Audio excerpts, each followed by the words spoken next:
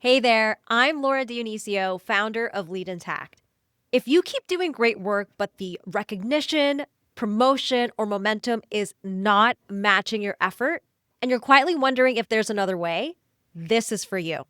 This is day one of a 3-day series, and today I'm breaking down my Lead Intact model of awareness, accountability, and aligned action. Want the next 2 days plus a bonus? The link is in the description below. Got it? Awesome. Let's go. All right. So let's go through why you may be here. Now, this topic honestly is something very important to me. I really believe that it's so important to see yourself as a leader first, even if maybe you're not receiving the title, maybe you're not getting that promotion, or maybe you're not getting the recognition that you desire. And I truly believe that when you see yourself as a leader, more opportunities will come to you. You will start to feel better. You will start to view things differently, and you will feel a lot more empowered. So I'm curious. I'm going to give three options. Let me know if you're here because you are feeling frustrated or generally unhappy at work, meaning you're working really hard and you just feel like, why isn't anybody recognizing me? Why am I not getting that promotion? Why am I not getting any traction in my business? If this is you, put a one in the chat. I'd love to hear about it and we can talk more about it in today's call.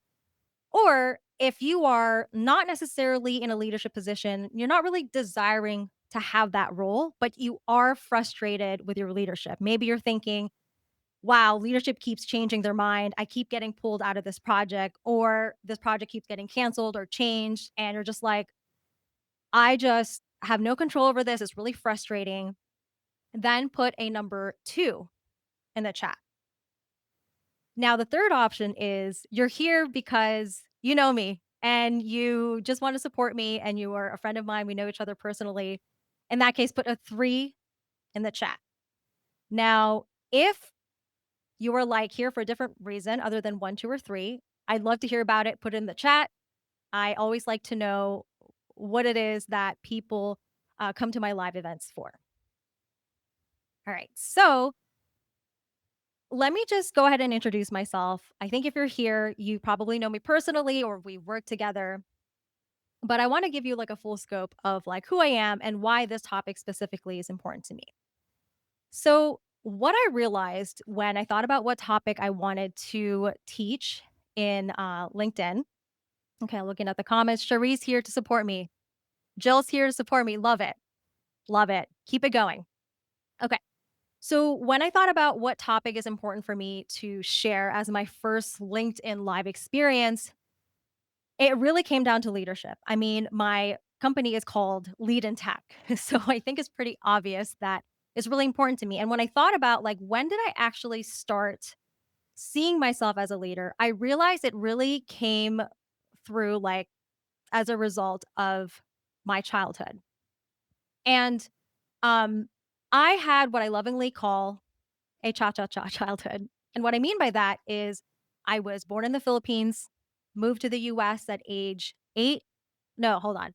Age 4, moved back to the Philippines age 8, and then moved back to the US age 13, hence cha cha childhood. And at the time, life was just really unpredictable and I felt wildly out of control. Now, did the 10-year-old me have this language to say that? No, this is just in retrospect. And as a result, I really got good at navigating change. Now, it's not to say that I was just like, la di da, change is amazing. There were some really hard moments. There was just, particularly, I can think back to when I was 8 years old, going from the US to the Philippines. There were so many things that were so unfamiliar to me. Yes, I spoke the language, but I never learned in that language. The school system was so different. We had to wear uniforms. And I remember the first few months honestly crying every day at school. And I just felt like somebody's going to save me, right? Somebody's going to get me out of the situation.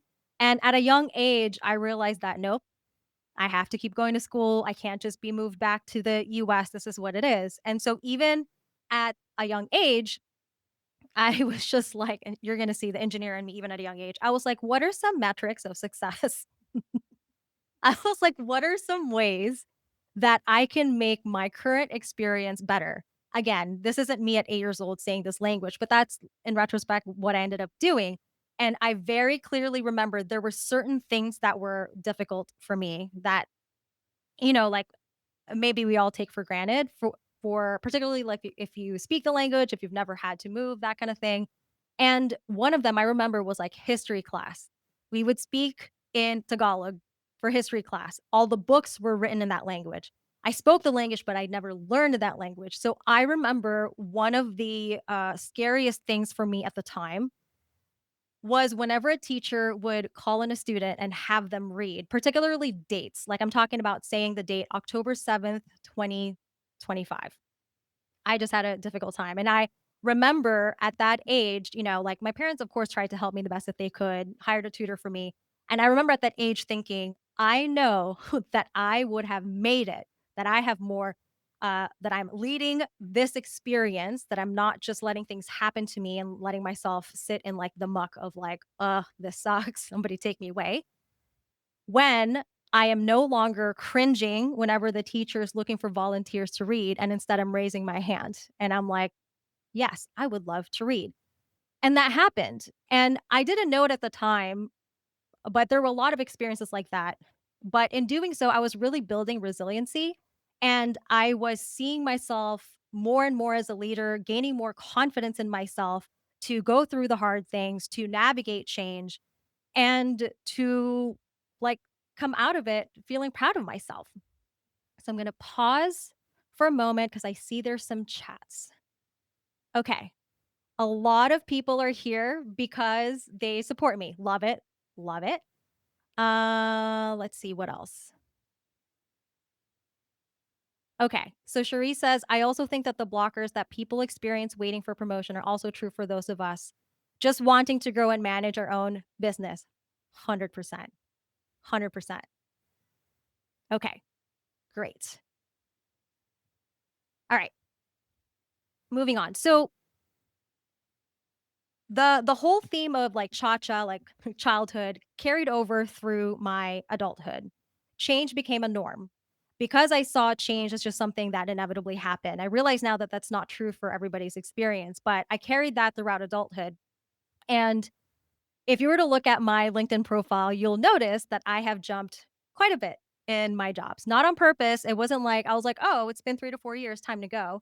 But it was always because I got to a point where I felt maybe like frustrated, maybe even a little burnt out, or maybe I felt even like stagnant in what I was doing. And it seemed like no matter what I did or who I talked to, like things weren't changing. So I'm curious for those who are here live, have you ever experienced that, whether it's in your career or maybe just in your life? Or maybe you are trying to start your business and you are feeling that, like, I just feel stuck. I feel a little stagnant, right? Let me know. So I that's really the motivation between me like jumping from job to job. And looking back in my career, I have actually done some pretty cool things. And looking back, I realized that a lot of my jobs, I've been offered lead positions. And when I was preparing for this talk, I thought about it. And I did notice that as I was going through my career, my corporate career specifically, and even in the volunteering space and all that, I just would like probably 8 out of 10 times I'd be offered the leadership opportunity. So now, it's not to say that I'm just sitting there doing nothing. Sometimes I did, ask for it, like, "Hey, I'd love to be considered for this and that." But for the most part, I would just be offered these opportunities. And for the longest time, I just thought that, like, "Oh, maybe I'm just lucky. Maybe, like, I don't know, the universe just is conspiring to give me these amazing things." Um, okay. I'm seeing, is anyone else having trouble hearing? My screen is frozen. Okay. I'm gonna pause real quick. Can and can you just comment? Can you okay, so Herman says, "I can hear and see okay." Okay, awesome. Herman says, "I have not only once, several times. My last move wasn't that great." Yeah, I feel that. Okay, I just want to make sure, quick tech check. Please let me know if you can't hear me, and I'll see what I can do on my end to change that. All right. Where was I? Oh, okay. So I really thought that I was just lucky that I just happened to be offered these opportunities. And then looking back and really when I was prepping for this talk, I realized that yes, part of it is luck that I happened to be there. I happened to connect with a certain person. But a large part of it is because I saw myself as a leader. Like I have always seen myself as a leader, no matter what my role was. Even if the role was something like create this spreadsheet to track changes, like that was actually one of my job description. I always took it seriously. I always saw myself as like, okay, I am the leader of the spreadsheet. Who do I need to talk to? What's important? How can I make this better? Like I just always saw myself in that light. And because my identity was a leader, no matter what the role was, I acted in a certain kind of way and other people saw me in a certain kind of way. Okay, awesome. You guys can hear me. Thank you for letting me know. Um and I realized a huge part of it is because of how I was showing up. And the reason I was showing up and doing the things I was doing is because I saw myself as a leader. So, going back to this topic, why is it important to see yourself as a leader? I actually want to hear from you. Why do you think it's important to see yourself that way? I kind of said a few in my intro already, but would love to hear.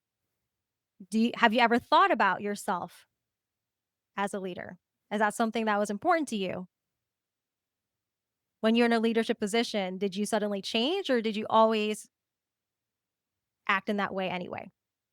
Let me know in the chat. Okay.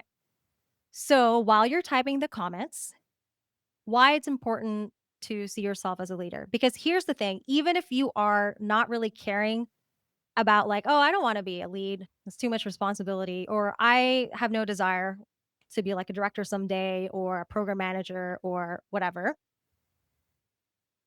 Here's the thing, when your own leadership is can be frustrating, right? If they're making decisions that impact you and if you're just uh like this is terrible.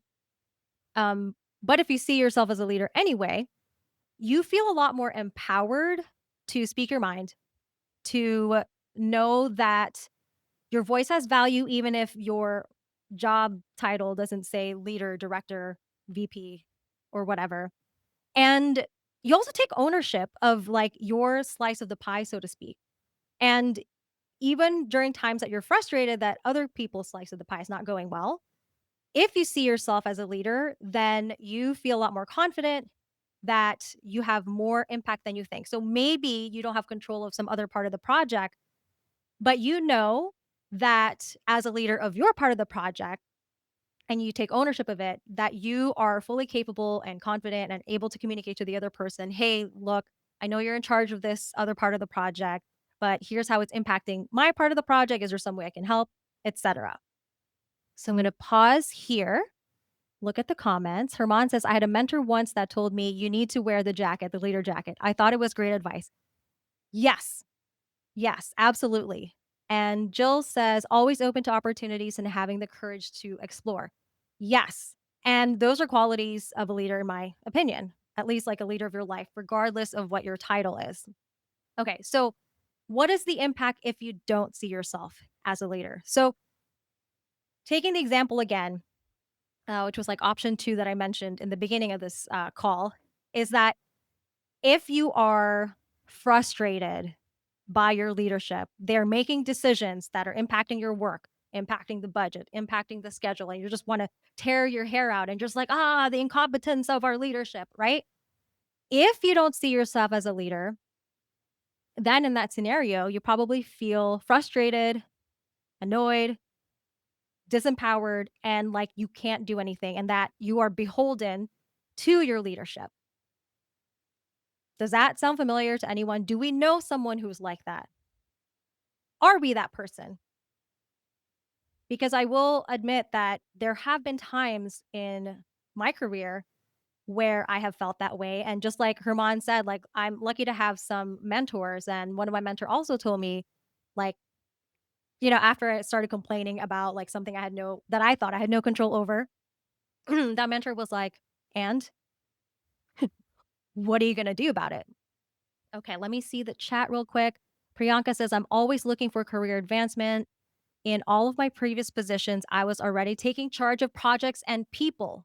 Yes. Yes. And I'm guessing you did this, Priyanka, since I know you personally, before you had the title. And I'm guessing because you were already taking on the responsibilities that upper management noticed you and probably offered you th the title, the position, probably recognized you for doing a great job. Probably your coworkers saw you as a leader, even if that wasn't your official title, right? Um, if you don't see yourself as a leader, again, feeling frustrated, probably stuck. You might even be feeling like burnt out. You're feeling like you're disempowered, feeling like you can't make a change. And like, I don't know about you, but that is not a great place to be. I don't like I don't like, frankly, like, listening to people who, like, feel that way, or even if that person is me. Like, I don't necessarily like those thoughts in my own head. So, let's get into the lead and tack model, which is what I'll be sharing in more detail in the next 3 days. So, again, I came up with the lead and tack model because I cared about leadership and I knew, like, intuitively, maybe, like 4 years ago or so, I started saying, "You have to be a leader of your life. You have to be a leader of your life." But at the time, I remember, like, I didn't really know how to describe it because I just kind of felt what it was, and I was able to describe, like, the characteristics or behaviors that I think that meant. So, for example, like I mentioned, owning their part of the project or being communicative, and I remember because I cared so much about leadership, reading a lot of leadership books and I've seen a lot of frameworks, and I really felt like at least the literature out there, things that I've heard describe leadership in terms of like how a person acts, and I don't necessarily agree with that. And here's why. There are two mentors, amazing leaders in my life that I still think about fondly, and they acted very differently from each other. But I still saw both of them as amazing leaders, and they still both were uh, able to have like a huge impact. People listen to them. The first one, his name's George. He was the quintessential extrovert leader. It's like what you immediately think of when you think leader, someone who's loud, passionate. Uh, you know who this person is as soon as they enter the room. You don't have to guess what he's thinking because he'll say it loudly, he'll say it in every form, but also just like very, very passionate, very loud, and really amazing when it came to like teaching me what I knew. So this was like in my job when I was working military GPS. And he was known as like the huge subject matter expert. And it was a little controversial at times. Like you either loved him or hated him. He was like that kind of leader. I loved that. And then a few years later, I had another mentor. His name is Dino. And amazing individual. He was a chief engineer. At the time, I was working on this really cool project called aircraft electrification. It's an experimental project looking to see if they can take basically the power and propulsion system from a vehicle or boat and then put it on aircraft. Super cool. And what I noticed about Dino is that unlike my previous mentor George, he was very quiet. He's the kind of person who like would enter the room quietly and maybe sit in the back. And yet, when he would speak, everybody listened because he didn't speak that often, but when he did, it was like he had something really important to say. His questions were on point. He wasn't really verbose, and I saw him as a great leader too. And if I were to go just based on their characteristics of defining what a good leader is, that's really confusing because in some ways they were acting very differently. And so I really thought about it. I'm like, okay, I'm not really satisfied with anything that I'm reading as far as how to define a leader. And I remember listening to this talk when I was at Johns Hopkins, and it was somebody I admired. And he said something along the lines of, you're only a leader if somebody follows you, because otherwise, how are you a leader if no one's following you? I did not like that. I don't like that because to me, that's putting the responsibility and onus of stepping up and also like the power to somebody else handing you a title. What if nobody ever hands you a title? Does that mean you're not a leader of your life and you're not responsibility for your part of the project, your part of the business or whatever? Like I didn't like that. And but I really thought about it. I'm like, but how would I define being a leader? So this is where the lead and tack model comes into play. The lead and tack model is basically composed of three pillars. And this is what I believe a leader has. So the first pillar is awareness. The second pillar is accountability. And the third pillar is aligned action. Now, when I first came up with this, because I do love like a good acronym or something like that, I was like, triple A. But then I was like, no, we can't use triple A because at least, I don't know if this is like nationwide, but at least in Southern California, when I had a car, triple A is the company I called to get my car towed. So never mind with a cool acronym. Before I get going with that, are there any questions or comments with anything that I have shared so far when it comes to why it's important to see yourself as a leader, or what are the consequences if you don't see yourself as a leader? Any ahas so far? Any takeaways so far? Anything you'd like to share? I'd love to see it in the chat. I know there's like a bit of a delay to when I can see the chat, but I will read it out loud. We can talk about it. I'd love to hear from you. Okay. In the meantime, just to go a little bit deeper on each of the pillar, and we will go through tools within the pillars in the next 3 days because I think that's very important. But at a high level, the first pillar, awareness, is really about awareness of your inner world.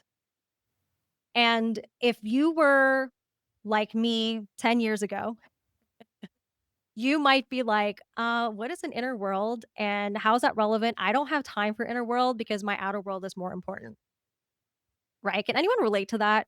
I just was so, man, I was so ambitious and just so attached to being a high performer that I totally did not tune in for a huge part of my career. Okay, I'm looking at the comments here. Cherie says that she likes the AAA. Amazing. We will call it the triple A leadership. But it is easy to remember, right? And that's why I love acronyms. Okay, so going back to awareness, why is this important? Here's the thing, quick story. I mentioned earlier that I have always been a high performer, high achiever, and I also was not aware at all of my inner world. And so basically, I was just acting from a place of not even checking in with myself, meaning I didn't know how I felt. Like, did I even want that lead position? Did I even want to take on this new project? I don't know. Just as soon as it was offered to me, I just felt like, oh, that's what I'm supposed to do because my identity was so wrapped around being a high performer. So, what's the impact of that? And I have a feeling a lot of you will relate to this, whether you're here live or you're watching the replay. Well, the impact is that I got a lot of accolades. I got bonuses. I got promoted. I got awards, recognition, all that. And on the inside, I felt like shit. Am I allowed to cuss on here? We're all going to find out tomorrow if LinkedIn is like, we cannot do the replay because she said some bad words on it.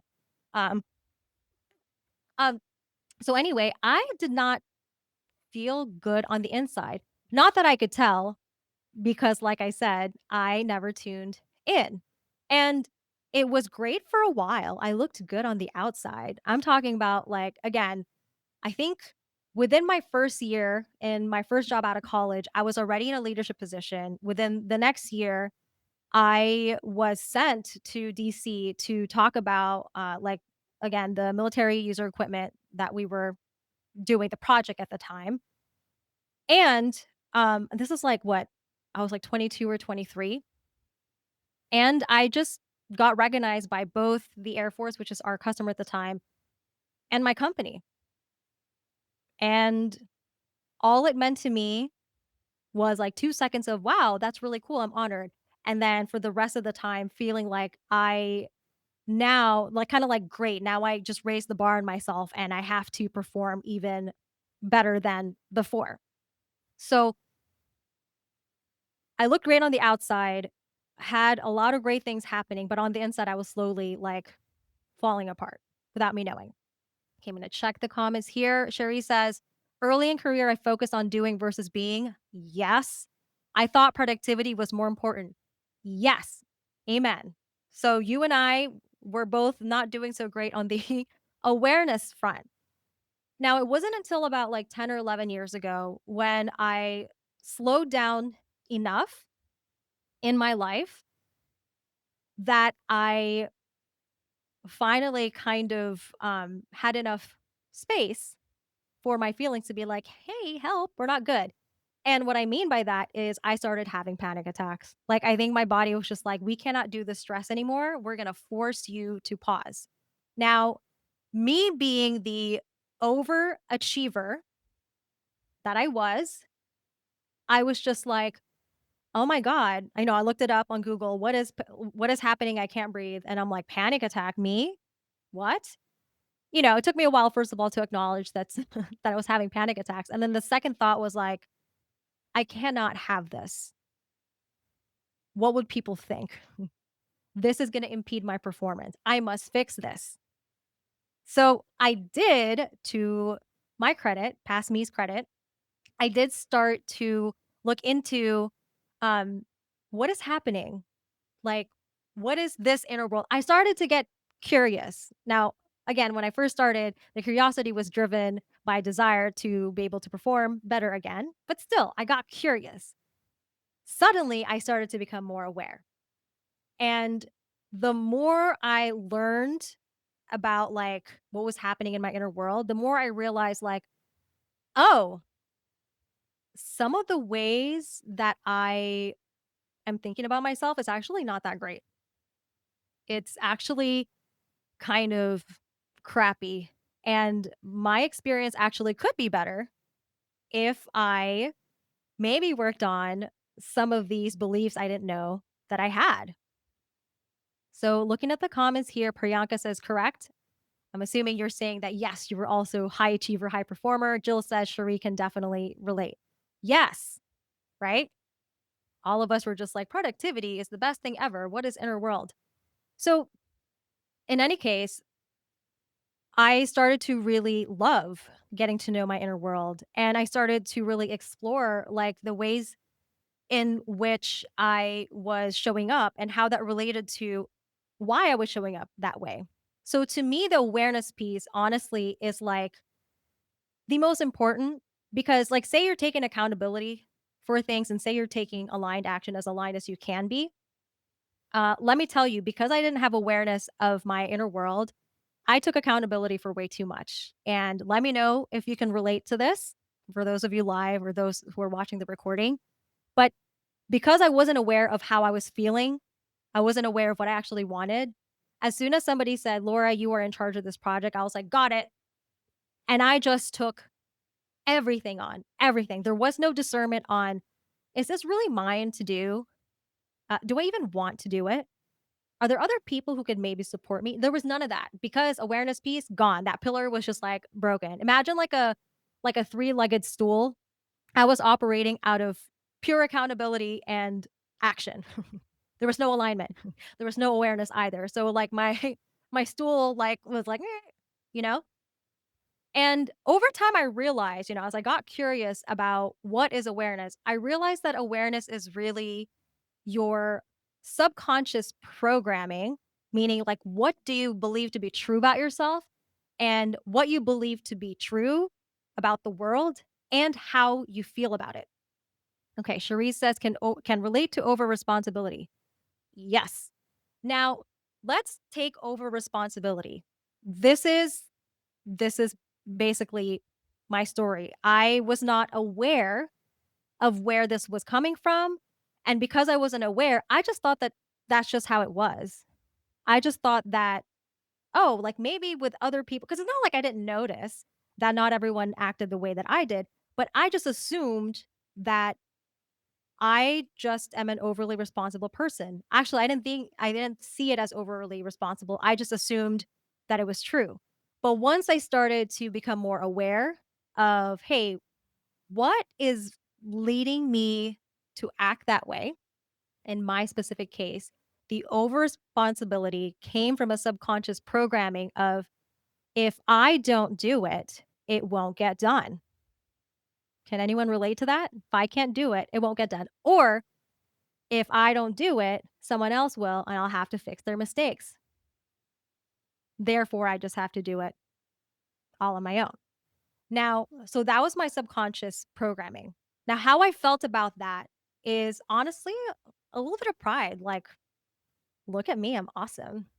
I always have my shit together. I can get everything done.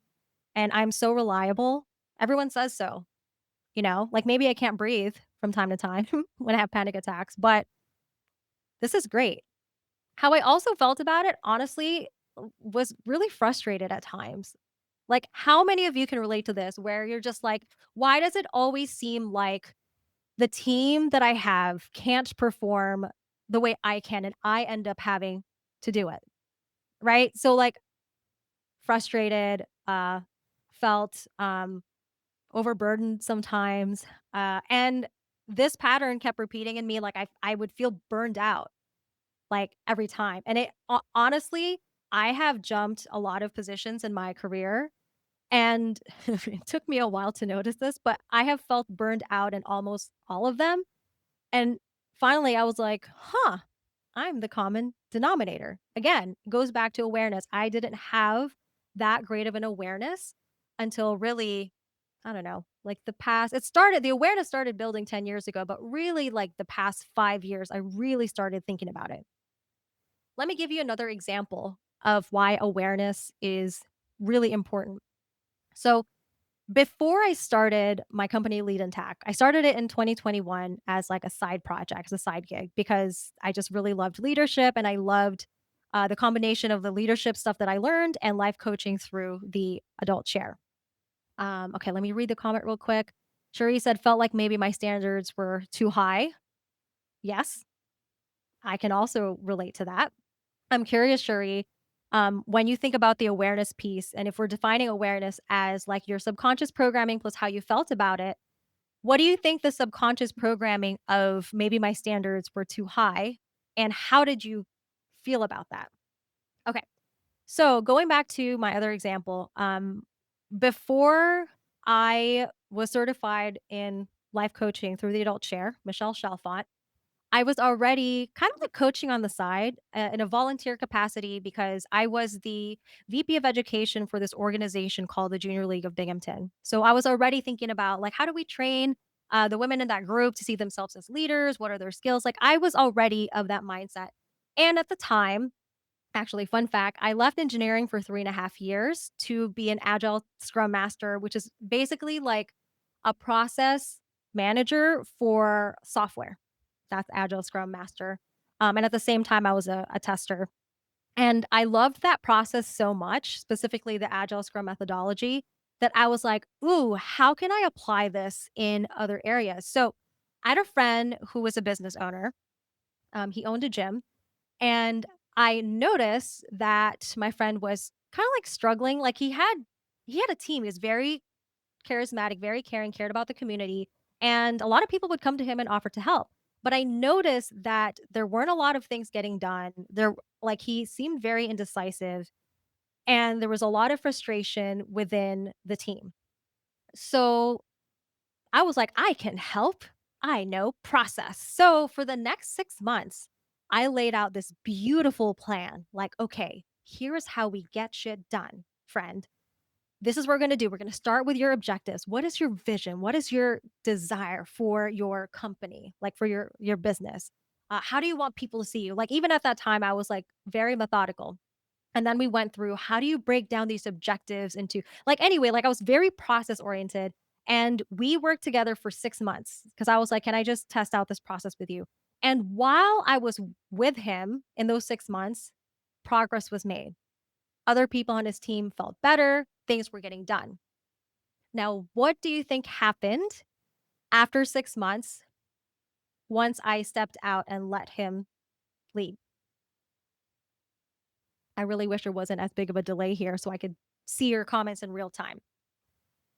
What ended up happening, spoiler alert, is that things went back to how they were. Why? Because I worked with him on the accountability piece on this is your responsibility, this is what you give to your team. I worked with him on the aligned action piece. This is how you can get things done. This is how you can structure it. This is how you have transparency among the team, etc. I did not work with him on the awareness piece. Now, if I could do that over again, I might ask him questions like, "Hey, I noticed that before you make any decisions, you talk to like 5 different people.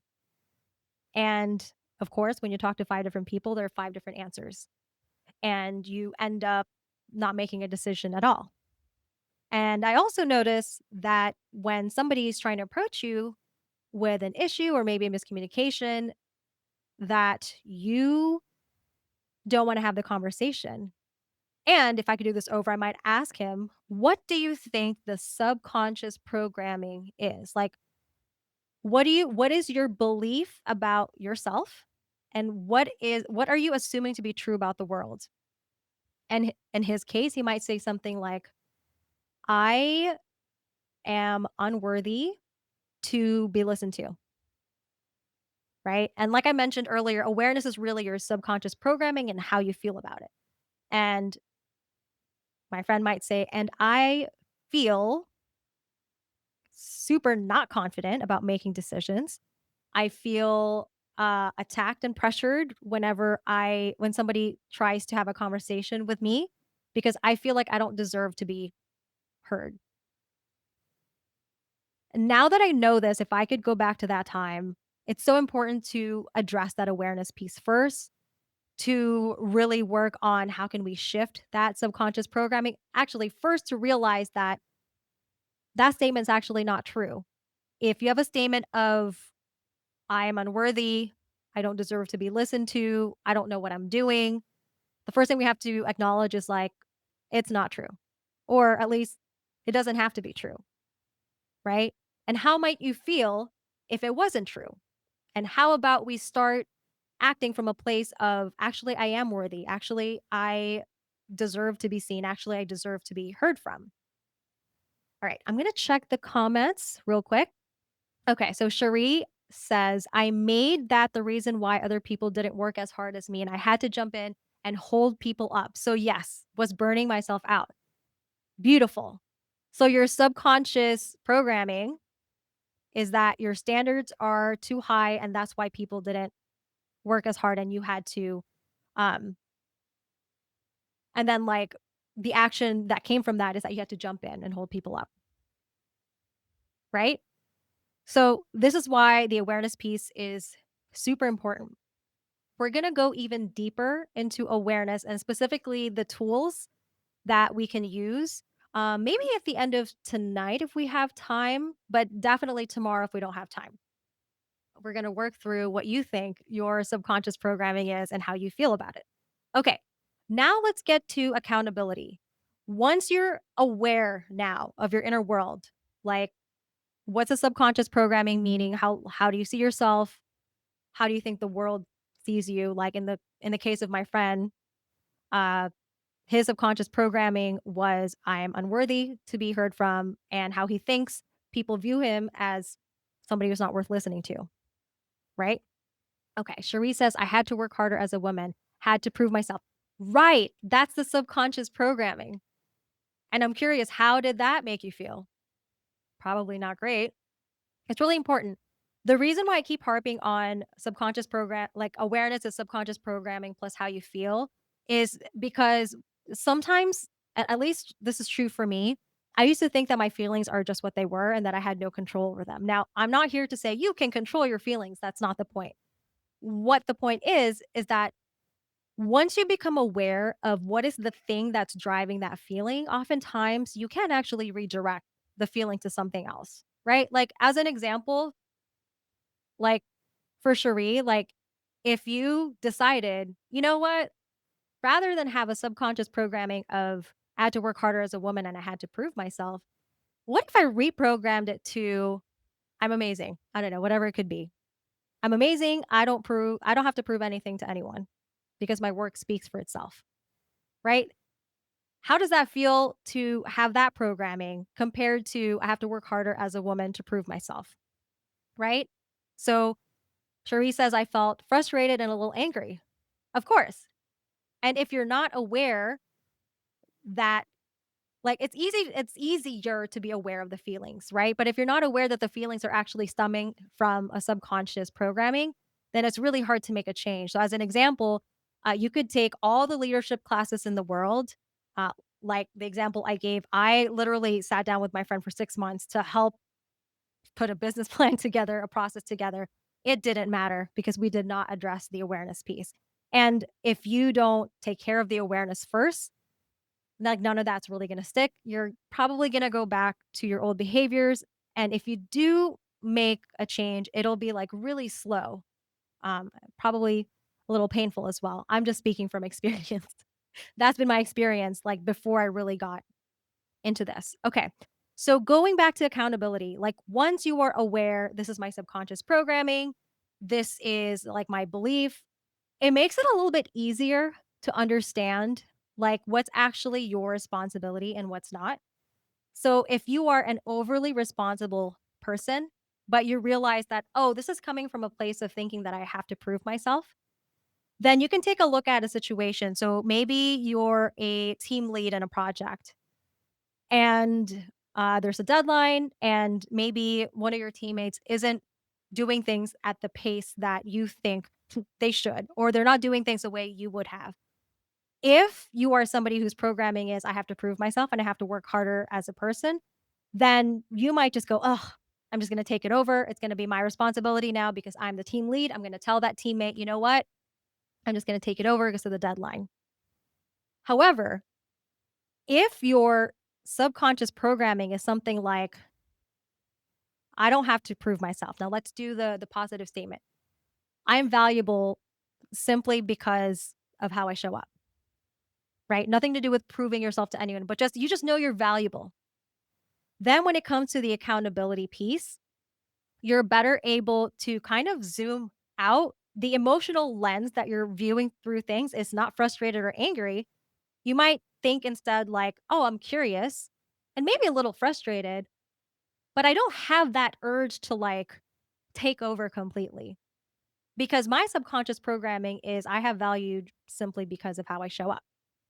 So you may approach things differently because you may see, oh, okay, I am the team lead and this person is accountable for that piece and they haven't done it yet. What is actually mine to do? You may not go straight into, oh, what's mine to do is to take over the whole thing. No, you may be like, an old version of me would have just taken it over. But what are some other options? Because there are some clearly stated responsibilities. They were supposed to do this, they didn't get it done, but I'm the team lead. You know what? What's mine to do is actually to communicate and to communicate in a way that maybe inspires this person or maybe be clearer on what my expectations are. But let me have that conversation first instead of just opting to like take it over. So is what I'm saying, does that make sense so far? I'm really curious just in what the example we're talking about. What are some of the subconscious programming that you think you have or had, and what were the emotions around it? And I'm also curious if you could update that subconscious programming, what would it be and how would that feel? So put that in the chat. I'd love to hear about it. And also, any questions on how becoming more aware would help you see the accountability piece better, let me know. Okay. So you have the awareness piece, you have the accountability piece, right? Now you're clear about what's mine to do, what's theirs to do. What can I let go? What do I actually have to double down and do? And then from there, you take aligned action. It's kind of like I heard this saying when I was getting my certification as an Agile Scrum Master. It's basically going slow to go fast. Now, how many of you can relate to this? Because I used to be the kind of person that was just like action immediately. Somebody told me that this thing had to be done, I'm doing it. I rarely like sat down and thought about, oh, this part is mine, this part is actually this person. I just took everything on again because the awareness pillar was not there, right? Very action oriented. Now, from somebody who is so used to like fast action, this process at first kind of made me a little anxious. I'm not going to lie to you. Because in the back of my mind, there was a ticker of like me spending 2 days like worth of meetings to get clear on the problem instead of just taking action is like gonna make me late on the whole thing. Like, I really had to work hard on undoing that. Can anyone relate to that? It's like, "What do you mean we have to slow down?" Like, also, I used to feel, like, really frustrated if my, teammates couldn't immediately understand the problem statement. But it's like, you have to go slow to go fast. It is much better to take time to make sure you're all on the same page, all of you have awareness of what part's yours, all of you are accountable, you know which part is led by who, you know what the expectations are, etc., before you get started.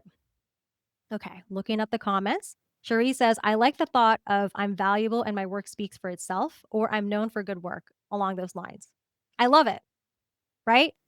And how would it feel if that was your subconscious programming instead? Probably not frustrated, probably not angry. So I'm going to go back to this because it's so important. Think about it. If your subconscious programming is I had to prove myself, then you already just coming out of the gate feel frustrated and a little angry, right?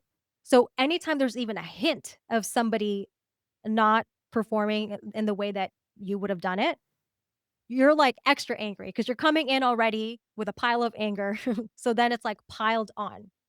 However, if your subconscious programming is I'm valuable and my work speaks for itself, or I'm known for good work, you're coming into a situation neutral, if not pretty confident, right?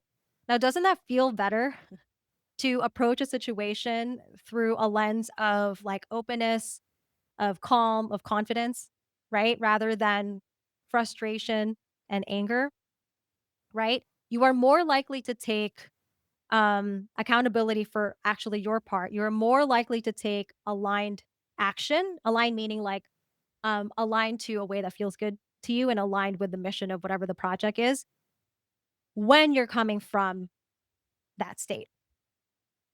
Okay. We have a few more minutes here. It's not enough time to really go through the tool of awareness. But tomorrow we will go through a specific tool of awareness because we did kind of talk about it today, like identify your subconscious programming and how you feel about it. But I have a tool, some of you already know this, called the adult chair that really, really helped me understand what my inner world looked like. It is such a simple framework. That's why I got certified in it. Uh, Cherie and Jill, also fellow coaches, certified in it. It is amazing. But I would love to hear from those who are live. And again, if you're watching the recording, please comment as well. What was your biggest takeaway from our time today? What is something that after today you're like, huh, that really gave me something to think about? And I will just take a moment here because I know there's a delay. Okay. So while you're typing your comments, again, just as a reminder, The recording will automatically be updated on LinkedIn on the event. What I'll do is after this call is I will put the link in the LinkedIn event so that if you want to receive the recording, all three of them in your inbox directly next week, along with a special bonus. It's a secret bonus because I don't know what it is yet. Um, you can go ahead and sign up on that link. What else? Another reason why you may want to sign up for getting the series directly in your inbox is because LinkedIn will only show the latest recording on the event. So that means that this recording is going to be there tomorrow. But then once I record for day two, that recording is going to be up there. The other thing I wanted to mention is if you want to learn more about what I do, if you want to go deeper in this work, please book a call. I will also put that in the event page. And by tomorrow, hopefully, I will figure out how to comment also on here because I want to be in on it too. All right. Let me look at the comments. Cherie is the MVP of this class. Shout out to you, Cherie. She says, I like the framework of awareness, accountability, and aligned action, also looking at inner and outer self. 100%. The way I see it as awareness is like very much inner work. Accountability is also inner work, but you're starting to look at like external world, right? Like what's mine to do, what's somebody else's thing to do. And aligned action is like pure external. And I think the some of the difficulties that I have experienced myself and that I've seen with my clients sometimes is that we're so externally focused that we just want to act quickly and we kind of sometimes bypass what's happening internally. We kind of just assume that like of course I feel overly responsible. This is just the way the world works. My world works. And that's just how it is. That's the cards I've been dealt and there's nothing I can do about it. And that's why I'm passionate about the lead and attack model because I'm here to say that is not true. You definitely can change your subconscious programming. And I will give you some tools in the next other 2 days on how to do that. Let's pause here. This was day one of a 3-day series on what it actually means to lead yourself, especially when you're capable, driven, and quietly exhausted. In days 2 and 3, I share the specific tools that help you change the patterns underneath over responsibility, burnout, and productivity that doesn't actually move you forward. If you want the rest of the series, plus a bonus to help you apply this immediately, sign up using the link below and I'll send everything directly to you.